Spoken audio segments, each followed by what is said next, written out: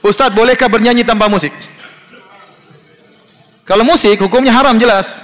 Ijma ulama 4 mazhab menjelaskan bahwasanya musik hukumnya haram. 4 mazhab. Dan semua mazhab menukil ijma. Sepakat ulama. Dan kita tahu di antara sumber hukum Islam selain Al-Quran dan Sunnah adalah ijma. Kemudian datang sebagian ulama seperti Ibnu Hazm Al-Andalusi ya, menyatakan hadis tentang haramnya musik dhaif, tapi dia salah. Pertama, terlalu banyak ahlul hadis yang lebih faqih tentang hadis daripada dia, menyatakan hadisnya sahih dalam Sahih Bukhari. Dia mendhaifkan. Yang kedua, dia menyelisih ijma. Telah muncul ijma sebelum dia lahir tentang haramnya apa? Musik. Oleh karenanya mazhab manapun mengharamkan musik. Yang paling keras dalam hal ini di antaranya mazhab Syafi'i. Antum buka buku fikih manapun, cari pembahasan tentang musik, semua ulama Syafi'iyah mengharamkan musik. Di antaranya Al-Imam Syafi'i rahimahullah dalam kitabnya Al-Um. Al-Imam Syafi'i menyatakan dalam kitabnya Al-Um, kalau ada seorang merampok atau mencuri alat musik, maka orang ini tidak boleh dipotong tangannya. Kenapa? Karena dia mencuri sesuatu yang haram. Hukumnya sama seperti orang mencuri khamar atau orang mencuri babi, kata Imam Syafi'i. Kalau ada orang mencuri khamar, tidak boleh dipotong tangannya karena dia mencuri barang yang haram. Dia boleh dipotong tangannya kalau dia mencuri barang yang halal, curi motor, ya, curi mobil, ya, dipotong tangannya karena perkara yang halal.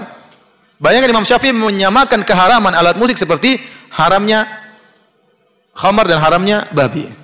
Sama Imam Syafi'i juga dalam kitab Al-Um mengatakan, barang siapa yang merusak alat musik, maka tidak boleh minta ganti rugi darinya.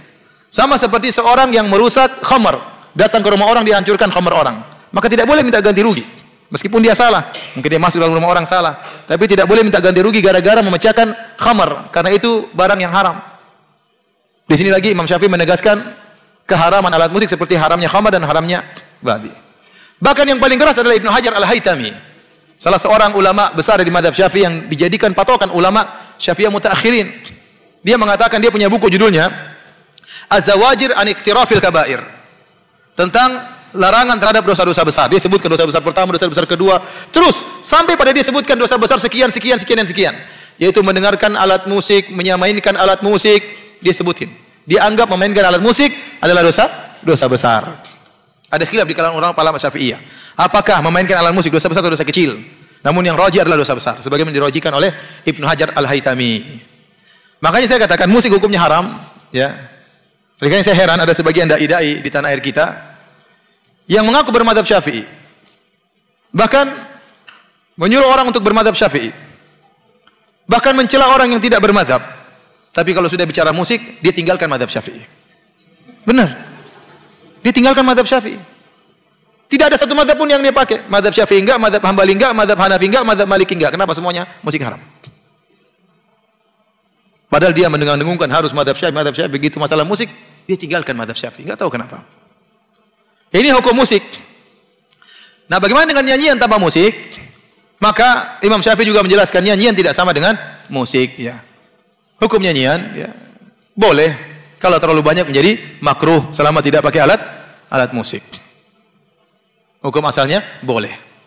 Adapun dalam ayat Al-Qur'an, wa minan nasi may yashtari lahwal hadits liyudhilla an sabilillah. Dalam surat Luqman, di antara manusia ada yang memberi perkataan yang sia-sia untuk menyesatkan manusia. Ibnu Mas'ud mengatakan, wallahi demi Allah innahu lagina. Sungguhnya itu adalah nyanyian. Para ulama menjelaskan nyanyian tersebut bukan nyanyian tanpa musik, sebagaimana dijelaskan oleh Ibnu Rajab Al-Hambali dalam Fathul Bari karangan Ibnu Rajab. Fathul Bari ada dua, Fathul Bari Ibnu Hajar, Fathul Bari Ibnu Rajab. Kenapa disebutkan nyanyian? Maksudnya nyanyian yang disertai dengan alat musik, karena di zaman Ibnu Mas'ud banyak orang-orang Romawi masuk Islam, orang-orang Persia masuk Islam, dan mereka sering nyanyi dengan alat musik.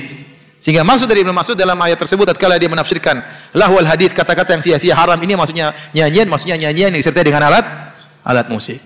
Jadi kita kembali, para ulama bedakan antara nyanyian tanpa alat musik dengan nyanyian dengan alat musik. Nyanyian alat musik hukumnya haram, ijma ulama. Adapun nyanyian tanpa alat musik, maka hukum asalnya adalah halal, namun tidak boleh berlebih-lebihan. Karena dahulu yang suka nyanyi bukan laki-laki. Yang suka nyanyi biasanya budak-budak wanita, ya. Maka seorang lelaki tidak boleh sering bernyanyi-nyanyi. Saya katakan, bahkan nasyid-nasyid, saya juga ada hafal nasyid-nasyid. Kalau terlalu sering saya bernasyid-nasyid, akhirnya saya jarang baca Quran, ya. Saya jarang baca, itu pengaruhnya tadi. Maka boleh dalam kondisi tertentu kita boleh nasid-nasid, nggak ada masalah. Tapi jangan berlebihan. Selama isinya baik dan tidak melanggar syariat. Wallahu a'lam bishawab.